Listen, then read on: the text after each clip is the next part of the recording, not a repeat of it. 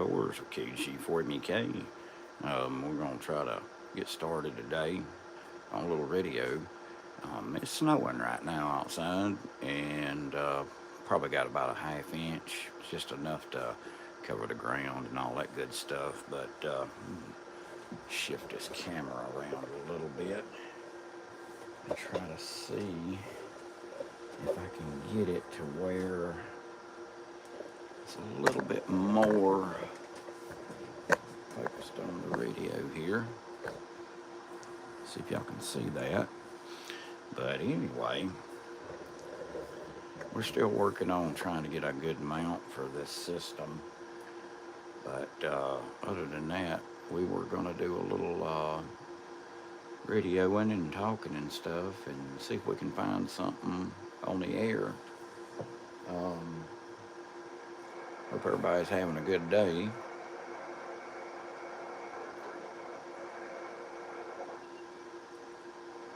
Let's see what we can find.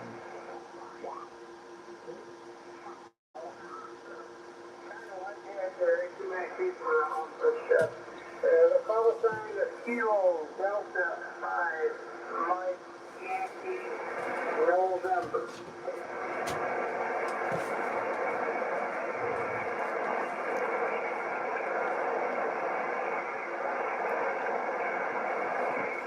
Could I have that call sign 4, please?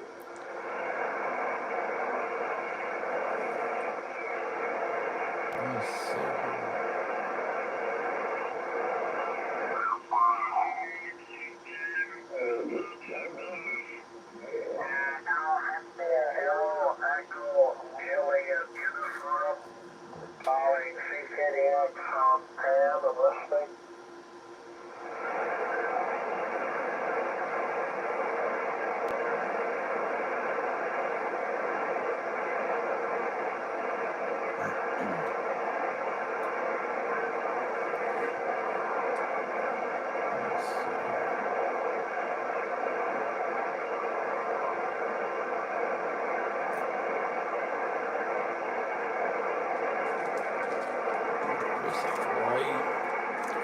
See if we can see what our output power is. 1, 2, 3.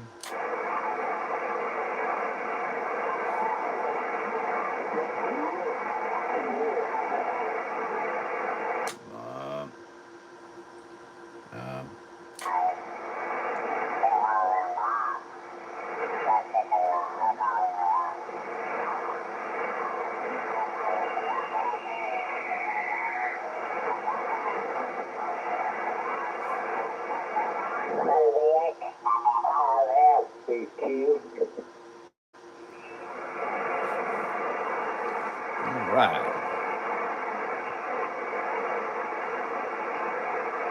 Let's see who this is.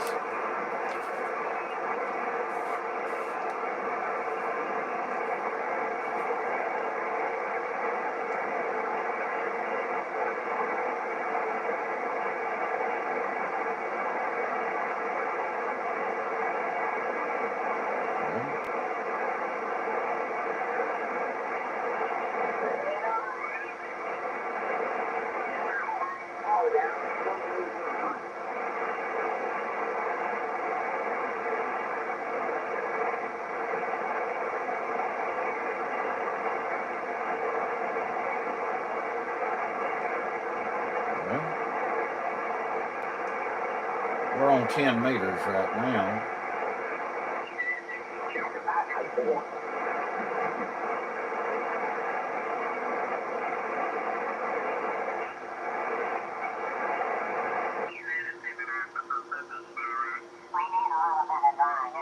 It has been pretty warm, though, I will say. We've only had 1 or 2 freezing days in the morning so far, so I'm sure that's going to change here at the end of the month. It usually does around the end of January, going into February, Ken. Kilo Bravo 0, Radio Oscar Tango, Kg4muk, JNT. Yeah, okay, good enough. Yeah, it's like a job out back here, you know. I helped my brother with the corn harvest and everything like that. He farms about 3,000 acres there, and first time in history, I think, we was able to take one combine and a couple semis and get the soybeans. We had about 1,200 acres of soybeans and 1,400 acres of corn, and we started and worked straight on through. It was just unreal. Yet no rain to speak of whatsoever. What's going on?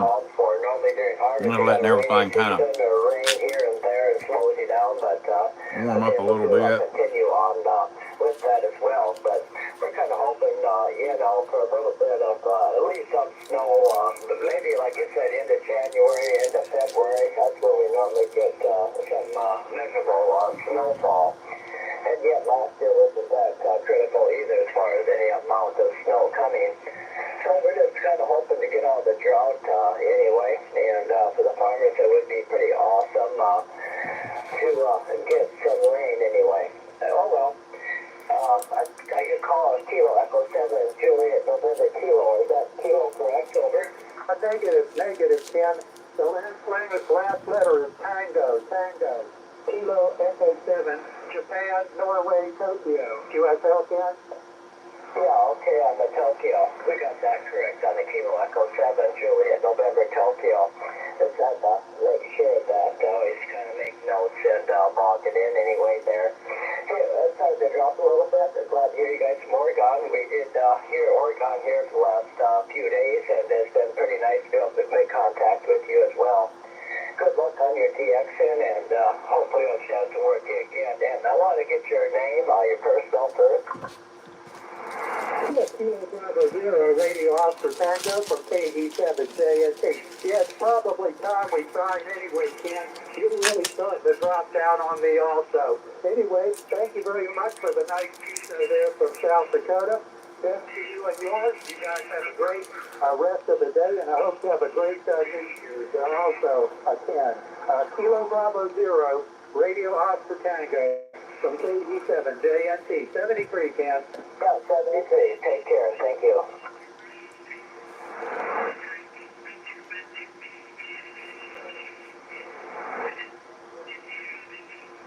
Who's the mobile station?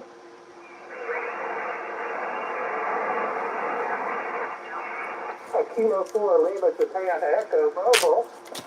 Thank you very much for the call. You had my call correct, I believe. Kilo Echo 7, Juliet November Tango. The handle is John, Juliet Oscar Hotel Norway, and the QTH is Dallas, Oregon. Go ahead.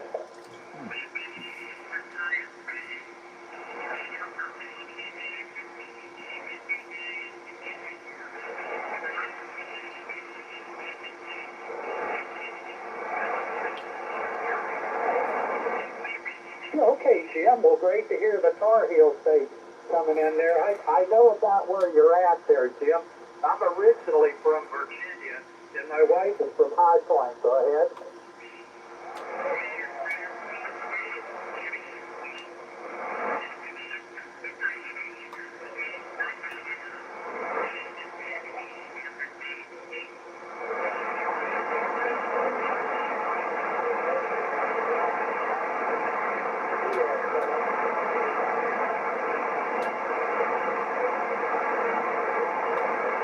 Well, it's doing a good job from Carolina there, Jim.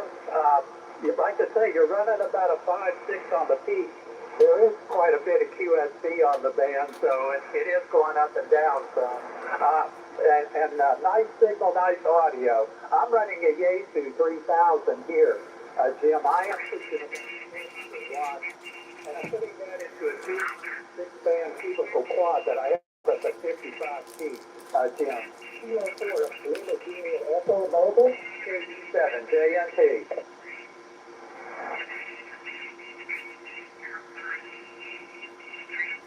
Yeah, QSL, Jim.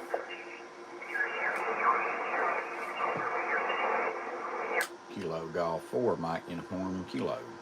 Well, my company, I was based in Norfolk, Virginia, and my company sent me out here to Oregon on a temporary transfer, Jim, and I really liked it out here, so I hassled them, and I finally got a permanent transfer out here to Salem. So I did 15 years in Virginia, and I did 15 years out here in Oregon. Jim, for the Bell system, go ahead.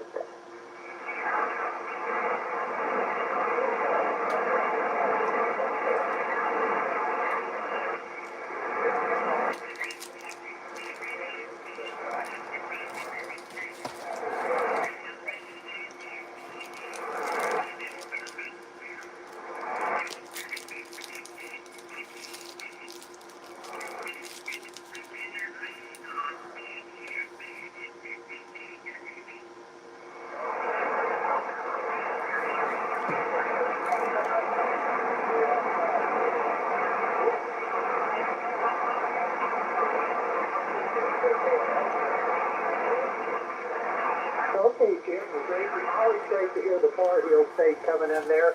And I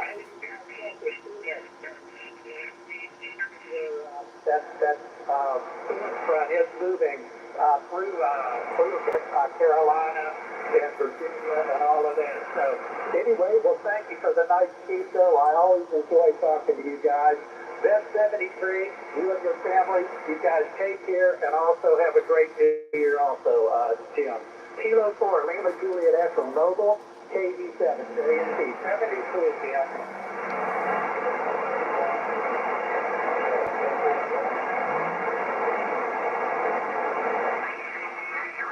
Kilo Golf 4 Mike Uniform Kilo. The Kilo Golf 4, yes, please. Yes, Kilo Golf 4 Mike Uniform Kilo. Kilo Golf 4 Mike Uniform Kilo. Wayne in South Carolina. Yeah, okay, Wayne in South Carolina. Thank you very much for the call. My call is Kilo Echo 7, Juliet November Tango. The handle is John, Juliet Oscar Hotel Norway. And the GPS is Dallas, Oregon. Wayne, go ahead.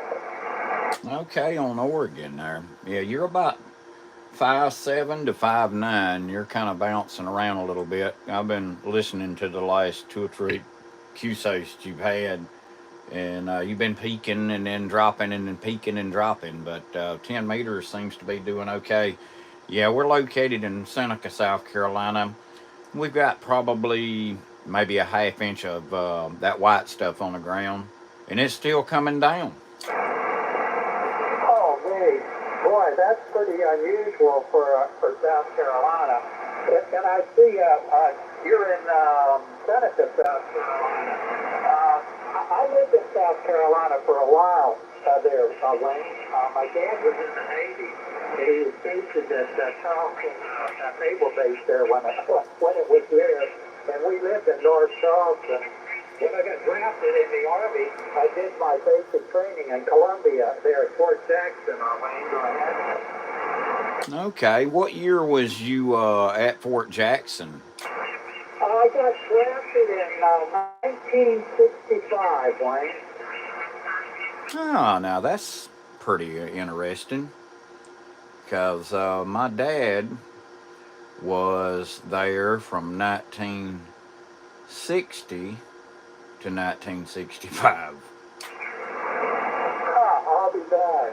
Yeah, I was living in Virginia at the time, and I got drafted out of Fort Lee, out of Richmond, Virginia there, and they sent us off to Columbia for basic training. So, that was okay, except it was in the summertime, and boy, it gets pretty hot there in the summertime. Wayne, go ahead.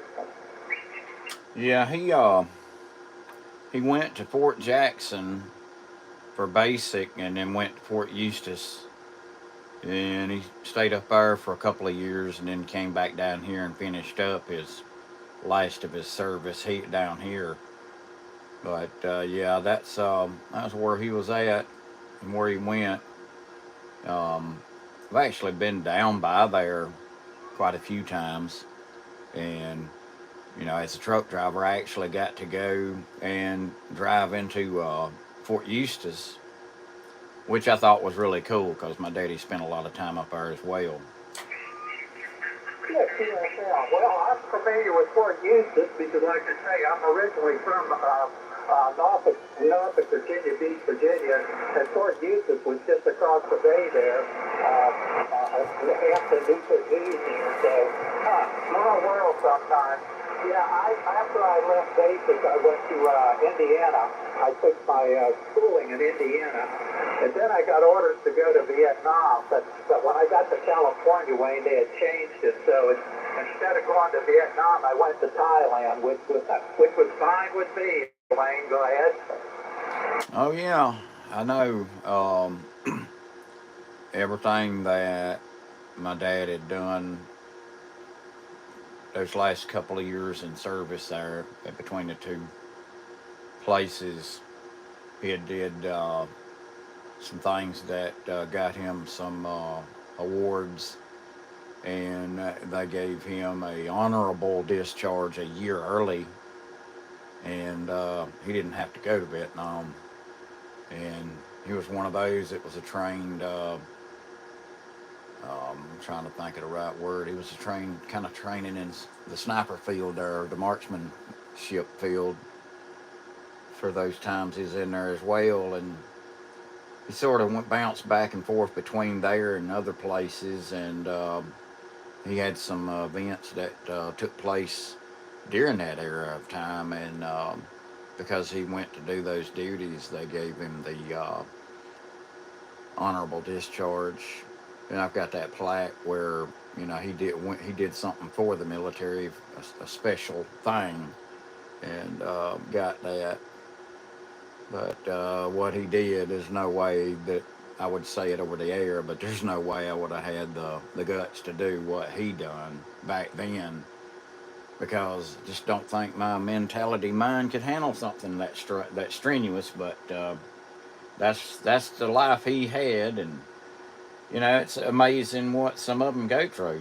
Oh, yeah, it is. Like I say, I didn't want to go in the military, but I didn't have too much choice of doing that. I take it that he spent quite a few years in the Army then, didn't he, Wayne? He got his 6th year, and that was it. That's all he did.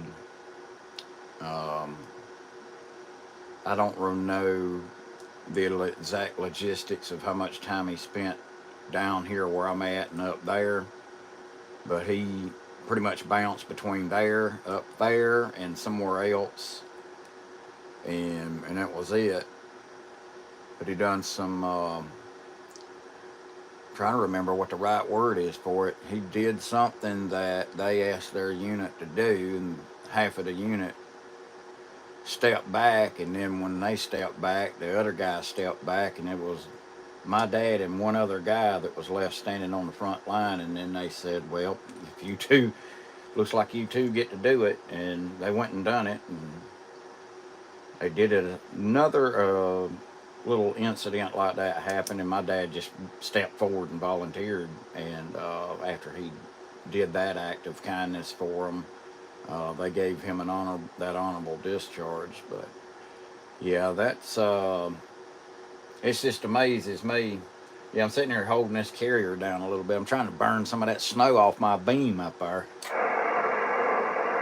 Well, you're running 5758. You've got a really great signal, Wayne, and a nice audio there. So I don't know if the snow is helping or hindering. But you got quite a signal coming up here, that's for sure. I'm gonna ask you if you're running barefoot. I'm looking at your QRZ page there, Wayne. I see a picture of the lake there. That's not Lake Moultrie, is it? No, that's the upper end of Kiwi, on the upper end above Highway 11. If you look at South Carolina and look where Highway 11 crosses over Lake Kiwi, that's that area there. That was doing some flying and coming down the lake, and thought I'd take a picture, when we were up there in the air flying around the lakes and around the mountains. Every once in a while we get camera happy, but that's the upper end right above Kiwi off Highway 11. If you're going north, if you're looking at the map, if you pull up a map, you'll see where Highway 11 crosses over. That's on up above there and going in between one of them points up there. Yeah, Kilo Golf 4 Mike Uniform Kilo Kg4muk. Okay, good, Wayne. Yeah, when we lived there, we used to go up to Lake Moultrie all the time and go swimming up there. And used to have a lot of fun. Of course, I was a lot younger when we used to go up there. You know, of all the states on the East Coast, I will have to say, I think South Carolina is the prettiest state on the East Coast, Wayne. Really enjoyed my time living there. And, of course, I live on the West Coast now, so, and Oregon is a beautiful state, too, so I can't really complain about that either. But you live in a pretty state, I must say that, Wayne. Go ahead. That's Kilo Golf 4 Mike Uniform Kilo. Yeah, I've always loved here, and I've been out there in your neck of the woods as well. I've been a truck driver for over 35 years, so I've pretty much been everywhere. It's going to tell you, I'm running a Yaesu FT DX 101D, a Howell Gold Elite microphone, Maritron 1306, and I'm about 400 there on the top of it. And that's it. And I'm also running the Kg4muk MA5B, but it's the MA5B modified. I put it that way. I've beefed that thing up, and when I got it, I didn't like the way the antenna was made, so I structurally built it a little bit more solid. But other than that, about 60 foot off the ground, that's all I'm running. Well, it's doing a good job, Wayne. You're up to an S9 now, so I'd have to say it's working. Yeah, and congratulations on the 101, the Yaesu. I'm running a Yaesu also, Wayne. I'm running the 3000. I should have waited till the 101 came out, but when I bought the 3000, they hadn't come out with the SDR radios, the 101s yet. I'm pushing about 400 watts also, Wayne. I'm running a small Ameritron amplifier, and I'm putting that into a 2-element 6-band. It's an old lightning bolt cubicle quality antenna that I have up to 55 feet, Wayne. A Kilo Golf 4 Mike Uniform Kilo Kg4muk. Yeah, I moved my beam about 2 degrees to the northeast, or actually to the northwest. You were peaking 5.7, now you're peaking almost 5.9, so I probably wasn't quite dialed in on you, but I think I moved it about a degree and a half, and you shot all the way up to solid there. Yeah, the FT101, right before I bought it, I was actually looking at that 3000, and I wanted that 3000. I always liked those big radios. And I've always been a Kenwood man, and I've got plenty of Kenwoods. And the FT101 has just been one of those radios that, you know, about 22 years ago, my Elmer gave me an FT101E. And that was my first radio. And probably for the first 5 or 6 years I was a ham radio, that was all I had. And later on, when I realized they were fixing to come out with this one, I was like, and then I was looking at the 3000, and then I found out about the 101. I just waited. I'm glad I did. I'm glad I did, because I have went through a lot of stuff with this radio, and I've also learned a lot about it. You really got to really get down to the brass of it and really study the book, watch the videos, watch the different videos on YouTube that different people talk about their different opinions and different settings and blah, blah, blah. And, you know, and I think I've got it narrowed down to where it sounds pretty darn awesome according to everybody else. It's Kilo Golf 4 Mike Uniform Kilo with Kilo Echo 7 JMP, I believe it was. No, NP. Kilo Golf 4 Mike Uniform Kilo from Kg4muk. Yeah, well, like I know, they're a great radio. I have a real good friend here that lives in the same town, Wayne, that has the 101 also. And it was quite a learning curve for him to get used to that thing. He had a 2000, a Yaesu 2000, before he went to the 101 there. Yeah, I like to say the 101s weren't even being advertised when I bought the 3000. But if I'd have known the 101s would have been coming out, I think I would have waited also to get the 101s because the SDR radios, they're the thing of the future. That's for sure. Really nice, and you really got a nice looking station there also, Wayne. It looks like you're a builder yourself there. I'm looking at that. Looks like 23500Z amplifiers there. Go ahead. Oh yeah, gotta kind of dabble your fingers in other things in the past, and I put a few of those on there to kind of liven up the pot and all that good stuff. But yeah, when I was looking at the 3000, and you got to think back to the era and time. You know, it's kind of like that radio was out of reach for a lot of people. It was expensive radio, and I thought, well, I'll wait a while and the price will come down. Well, the price didn't really come down for a couple of years. And then I don't know, it's a couple of years, several years. I don't even remember how much time frame there was. And they kept having talk about this 101 coming out. Well, then I finally was just about where I needed to be to get me a 3000. And then it was getting to where I was almost ready to pull the plug on one and do it. And then I caught wind of the FT101 was going to probably come out the next year. So I waited a little bit longer, and then when they cut that thing loose, I about flipped out. But I don't even remember how long the 3000 was out. I guess it was, 12, 15 years.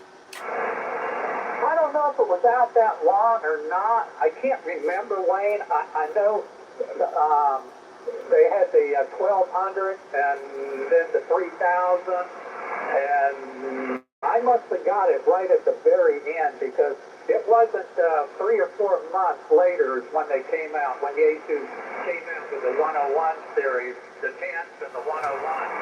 So I just missed waiting for the SDR radios for Yaesu to come out.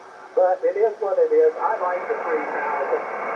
I can't believe how good the receivers are on these things. I was using a 990. I used an FT990, a Yaesu, for years and years. And when I got this 3000, I couldn't believe how much better the receivers are in these things. I mean, boy, it sure made a big difference. That's for sure, Wayne. Kilo Golf 4, Mike Uniform Kilo, Kg4muk, JNP.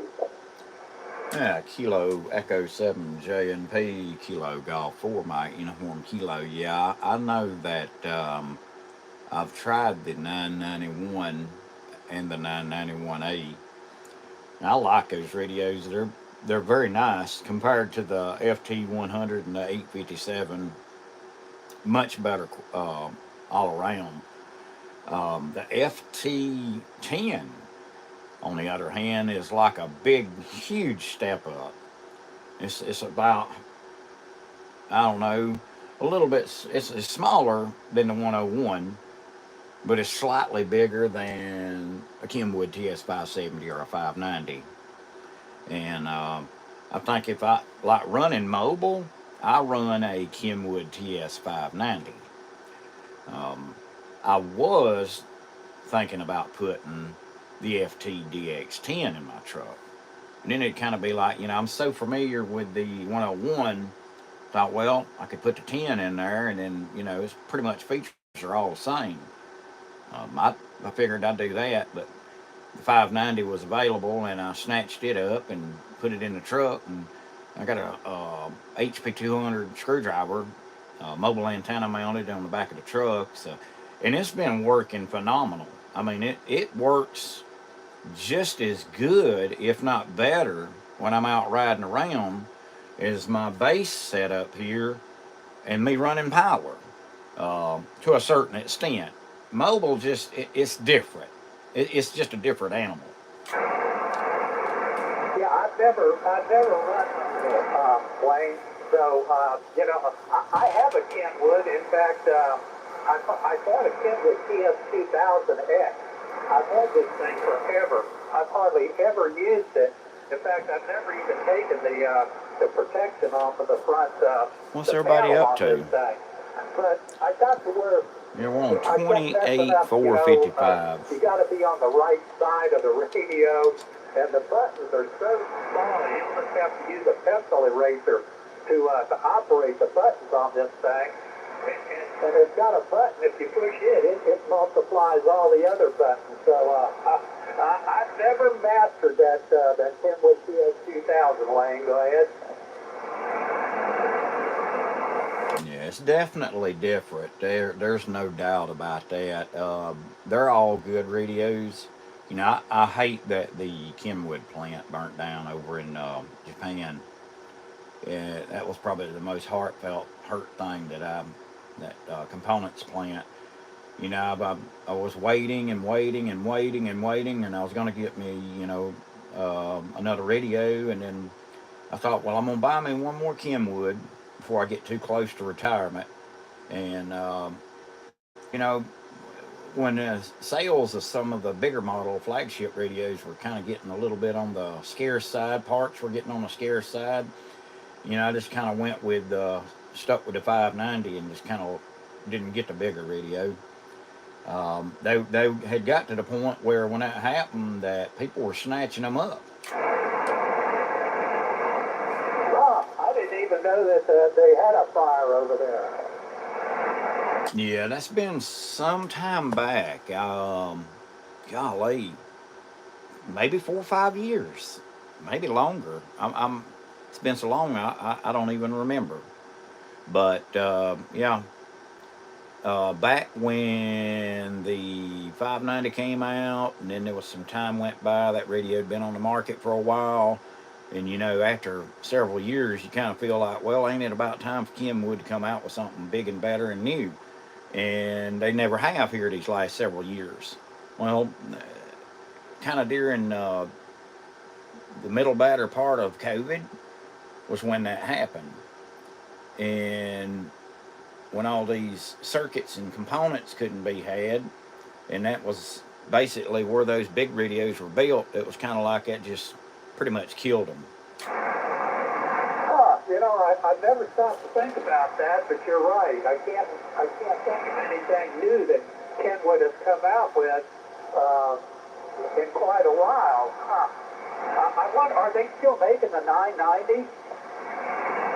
Well, I know the 890 and some of the other radios, and I think the 990, I believe, I might be wrong, and if anybody comes in there and corrects me, that's fine. But if I remember right, I believe that was the place where those flagship radios were made, and I don't think they are capable of making anything right now of that caliber, which is sad because I think those are really phenomenal radios. Well, that explains why I haven't seen a lot of new Kenwoods coming out, Wayne. That's for sure.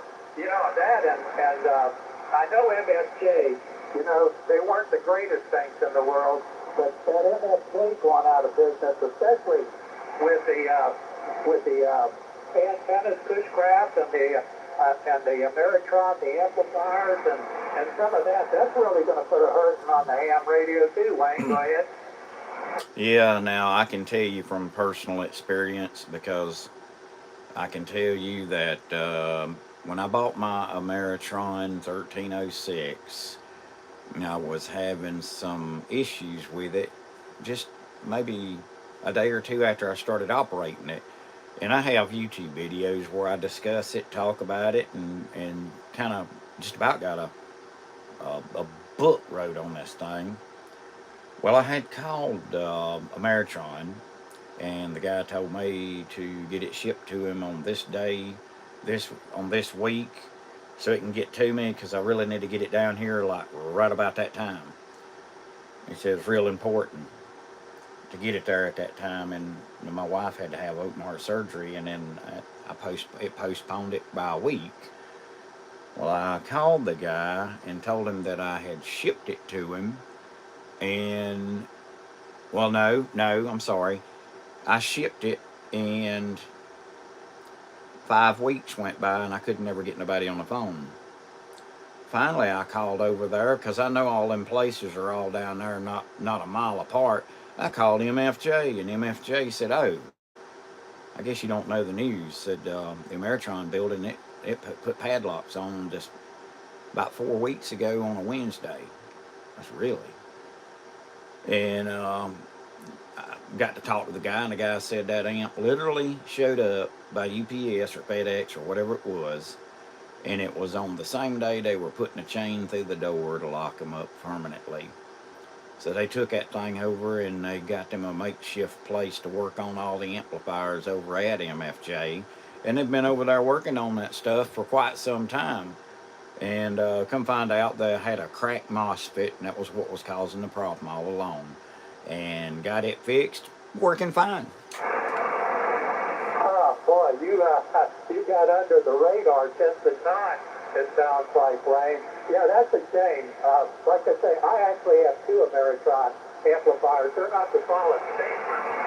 I'm on the 811H right now.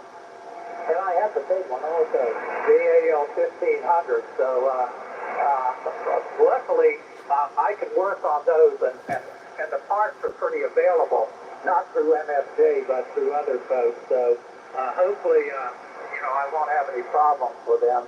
But like I say, I hope somebody comes up, steps up and buys like Kg4muk and Ameritron and some of the other things that MSJ had bought through the years. But it's my understanding that the fellow that owned it, I think he was Japanese, he didn't want to break it up. He wanted to sell the whole thing, and he didn't want to, one of the stipulations was he didn't want to move out of Mississippi there. So that was kind of putting a hurting on people that wanted to buy the place. Wayne, go ahead. Yeah, that is it's a shame that things couldn't have worked out, and it slowly fizzled. And when you call down there, you get the guy on the answering service thing when it's talking to you while you're on hold. They're like, blah blah blah blah blah blah blah. Try out the Pilestar HF Auto antenna tuner. It's got this feature and this feature and this feature, and then they say hello. And I was like, well, I was listening to y'all's advertisement. Anyway, it's DX Engineering. It's their whole, I call it a reel of advertisement. They talking the whole time while you're on hold.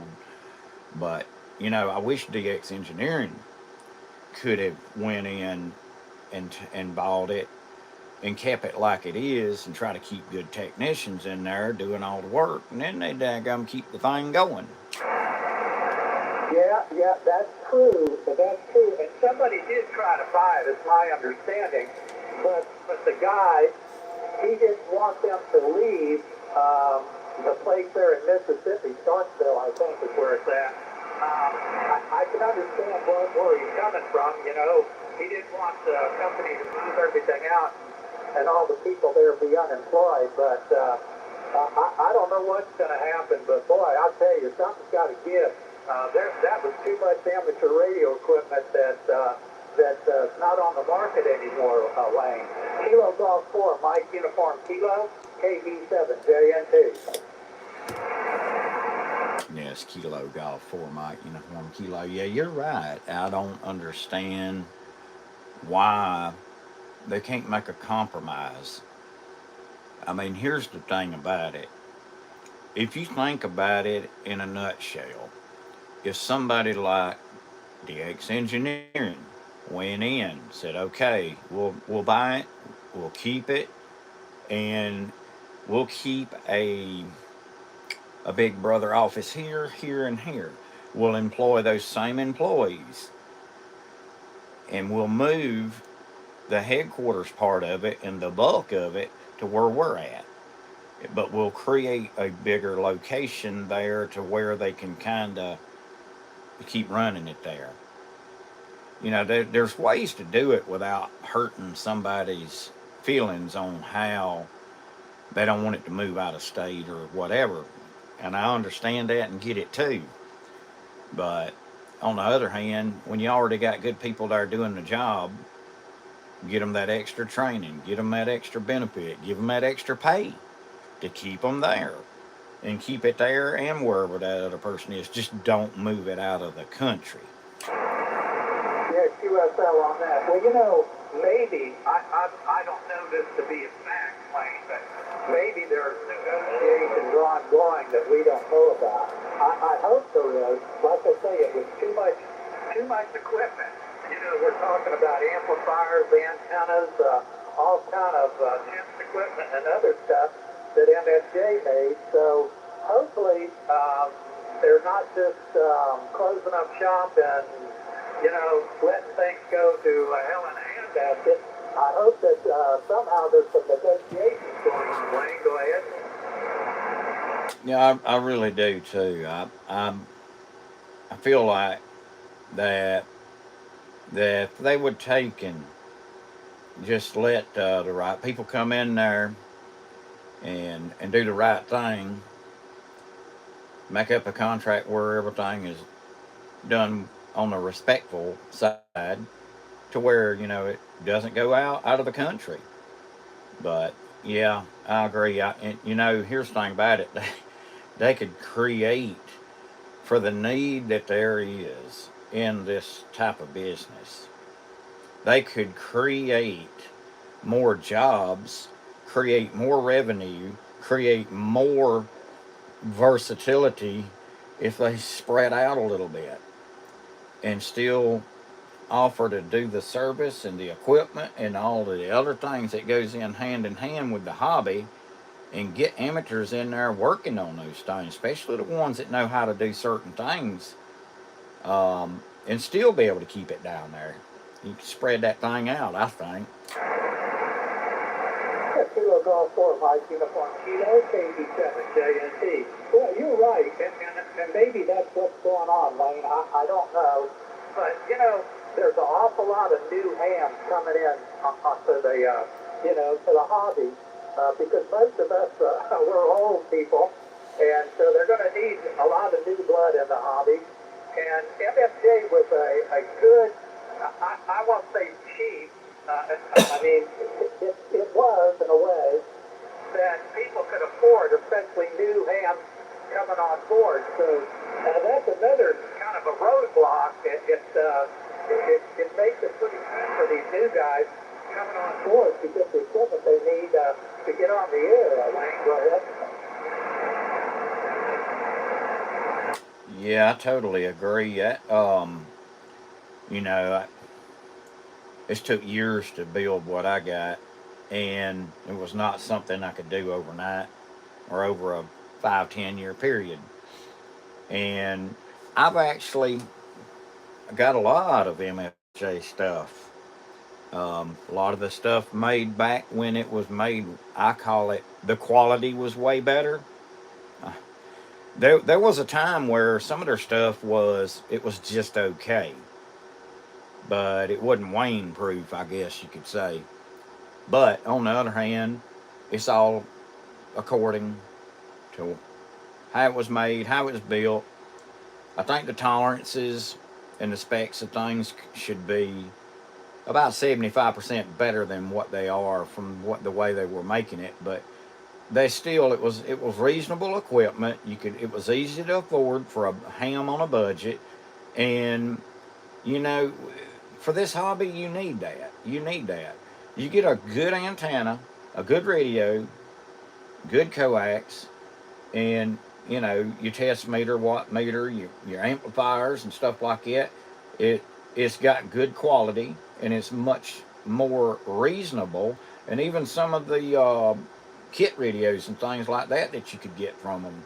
I mean, I know friends that got into ham radio and they got those little kits, and they would build them because it was all the money they had, and they only had just a small window of frequency they could talk on, but they got on the air. Yes, QSL, just like E-Kit. Boy, I was sorry to see them go out of business. I wish somebody would start E-Kit up again. with those type of kits, Wayne. In fact, I have an SP220 amplifier that runs to 23500s, and it's a basic amplifier, but it's bulletproof. I mean, it's a good amplifier for the price. So yeah, that's you're right. And I know the quality of MFJ here in the later part of the years, you kind of had to take them apart and look them over yourself, you know, for soldering and for mechanical stuff. But for the most part, you know, like you say, they were great, and they were where you could afford them on a smaller budget. So I think in the long run, I don't know who's going to do it, but I think that somebody will end up taking over MFJ. I don't know if they'll take over all of the entities like Ameritron and Kg4muk and all of that. But I think down the road, I think that they'll be back on the market. I really do. There's too much, I want to say it, there's too much need for this type of equipment to just sit locked up in a warehouse somewhere, Wayne. Kilo Golf 4, Mike Uniform Kilo, Kg4muk. Yeah, Kilo Echo 7 JNP, Kilo Golf 4, Mike Uniform Kilo. You was talking about the Heathkit SB220. You know, there is a YouTube video on YouTube, and this guy got his hands on a Heathkit SB220 that had never been opened up. The box had never been cracked open. And he talked about this thing for a very good while on YouTube. He had, I couldn't tell you how many, hundreds and hundreds of people watching him. And once he had a big number of people in there, I watched him unbox that thing. And it's kind of somewhat an emotional thing, because you think about all those years ago that thing was boxed up. And he had taken and got all of the upgraded components to replace the old components, and he put that thing together, but with the modern components, new stuff, better stuff than what was back then. That's a YouTube video right there that kind of, you know, like, wow, fresh out of the box, seeing it that never been opened up. But that video is pretty cool. You know, he probably could have got at least $5,000 for that had he not opened that box up, Wayne. I think I've seen one of those. I don't remember where I've seen it, but I've seen one of them for sale one time where and I think it was an FD220. It was in the box that had never been opened, and they wanted some god-awful price for that thing. So, like I say, it's a basic amplifier, but it works really great. Mine's never been up to 20 meters. It's my 20 meter only amplifier. I don't even know if the band switch works on it. Wayne, I've never used it except on 20 meters, but it plays really, really great. And boy, I'd have liked to have the two IMAX 3500s that came out of that box. That's for sure. And you know, I've got a catalog for that thing. And back then, when they were selling that thing, if you wanted to buy the IMAX 3500Z, they were going for $40, Wayne. How about that? Wow. I don't even remember them being that cheap. I know back in my younger days, I think I didn't fool around that much with 3-500Zs, but I did fool around with the 572s. And I mean, they were a good tube. They're a whole lot cooler running tube than an 811. But I know on the Heath kits, when I started getting into the 3-500Zs and some of these big cabinet stuff and all that, you know, I had friends that had that stuff, and we would play around with it and you know, I'd always take pictures of their stuff and get to playing around with something and looking at this and looking at that. Got the hell knocked out of me one time. I thought that thing broke my arm, but yeah, you don't stick your hand in there when that thing's been running. But I was very young when that happened. I think I was 13, 14 years old. Yeah, they will knock you, that's for sure. In fact, I have a whole garage full of heat kit test equipment. Wayne, I used to repair radios and TVs. I wasn't a ham radio operator back then, but I did radio and TV repair. And all of my test equipment I built heat kit test equipment. In fact, where I lived in Virginia Beach, Virginia, Wayne, they had a heat kit store about 5 miles down the road. And I used to go in there and just drool. So I've got about 5 or 6 heat kit test equipment. It's not any good anymore. About the only thing that's good for is parts. Wayne, go ahead.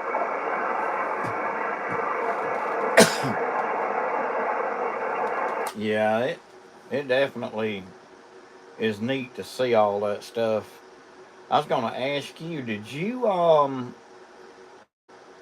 change something, or or is something happening on radio? I just noticed you dropped down some on me on that last transmission. There's more static in there than there was you. Yeah, in fact, you're down. You were running a steady 5.9. Wayne, and you're down to about a 5.5. So it's not anything. It's just the band. Go ahead. Yeah, you came back up to about a S8, S9 there. Huh. Yeah, I noticed on my scope, I noticed there's a lot of white noise in there compared to what it was about 45 minutes ago. And I ain't even looked outside to see how much snow's done fell. I'm afraid to go out there and look. I went up there with the Kubota tractor and scraped the road because I think we had it exactly 3/4 to 1 inch on the road up there. And I went about 6 blocks down the road and came back and did that and made about 10 passes. And my neighbors were out there hooping and hollering. Heck yeah.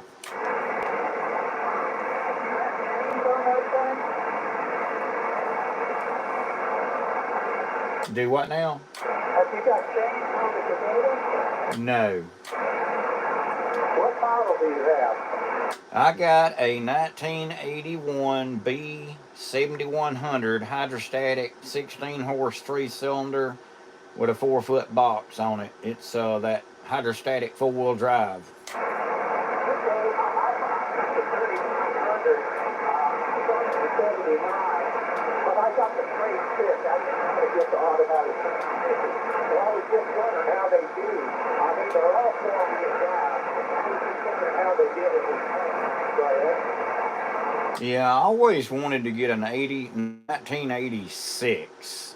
I think it was 1986 or 1987 Kubota B71. Or no, it's actually, I think it's a 73 then, I believe. It's a newer version of mine. But, I mean, I only got 750 hours on that tractor, and it still does everything that I could ever ask for it to do. I've only got 250 hours, and I bought it in 1979. I just used it. I got 13 years, and I just throw it in a couple of days, but that's about all I ever use it for. Of course, it comes in handy for hit radio also, especially for listening to heavier things, so Wayne. Those tractors are great tractors.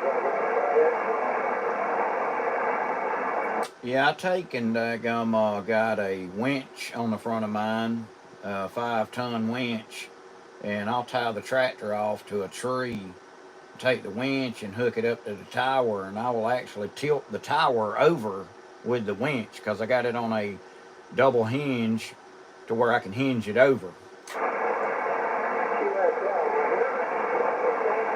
I do the same thing. I've got a 3500. I built on the front of the Kubota right behind the bucket.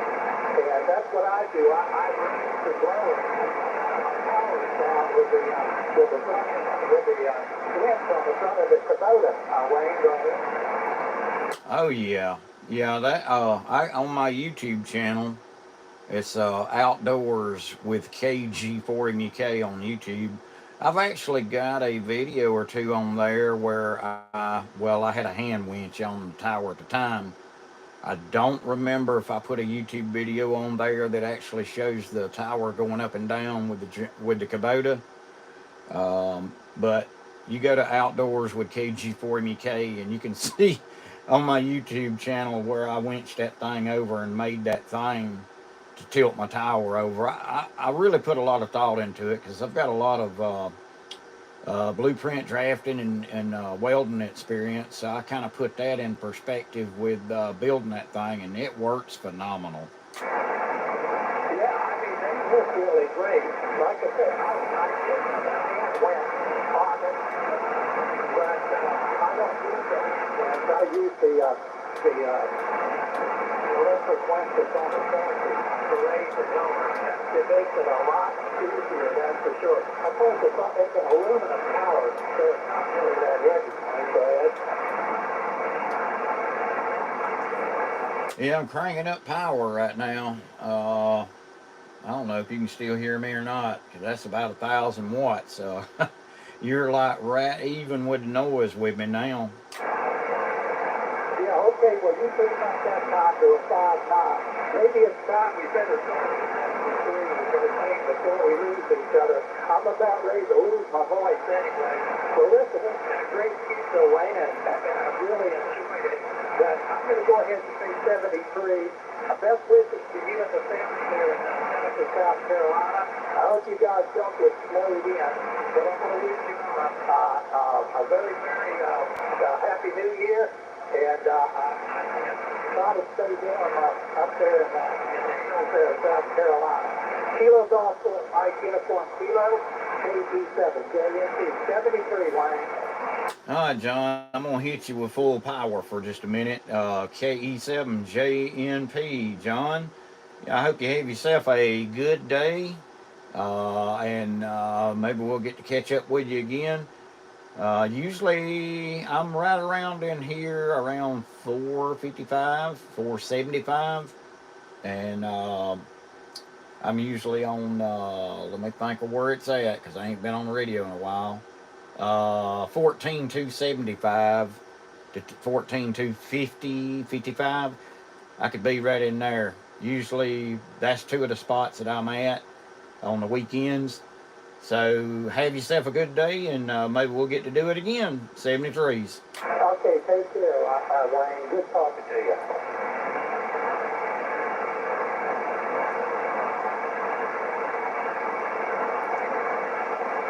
Well, if that didn't burn the snow off of that antenna out there, nothing will. Anyway. Hey, golly, that hurt like a... yeah, I was fixing to say something I don't want to say. Oh, I hit my funny bone on that switch, and it wasn't funny. Anyway, y'all, I've talked on the radio a little bit. I've noticed a few of y'all have popped in there, but I haven't seen that many, so I've just kind of got in a conversation talking. But, hey, we'll do it again. Y'all be sure to like and subscribe, and we'll check you out later. And my camera's been drooping.